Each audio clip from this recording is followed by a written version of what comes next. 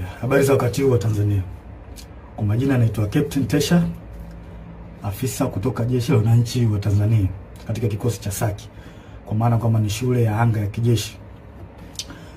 Awali ya yote napenda kumshukuru Mwenyezi Mungu, muumba mbingu na nchi, kwa kunipa uhai na afya mpaka muda huu ambapo nazungumza nanyi wa Tanzania wenzangu. Nikiwa na maumivu makubwa sana moyoni juu ya haya yanaendelea katika nchi yetu.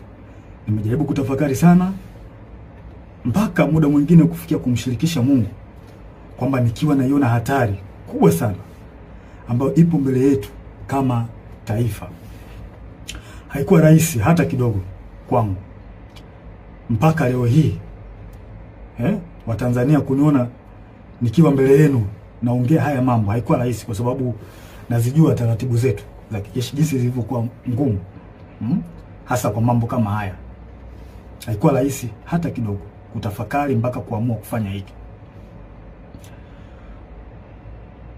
Kwa maana hiyo sasa, nikiwa naifahamu hatari hiyo iliyopo mbele yangu juu ya hichi ninachokifanya kwenye utaratibu wetu, desturi zetu, pia katika mambo mengine, sitojali hizo hatari kwa namna yoyote. Sitomuogopa mtu yoyote, ila heshima kwa wakuu wangu itabaki pale pale. Hivyo basi nimeweza kuandika barua kwenda kwa wakuu wangu wa kazi, kwa maana kwamba CDF na wengine, kuwaeleza kwamba siridhishwi kabisa kwa yanayoendelea nchini, na naiona hatari kubwa sana katika taifa letu.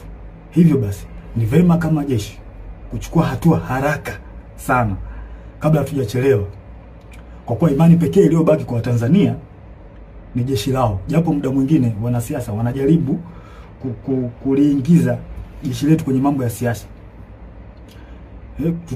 kulitumia ili uweze kufanikisha mambo yao, lakini tumebaki kuwa imara na bado tunaendelea kuaminika na Watanzania.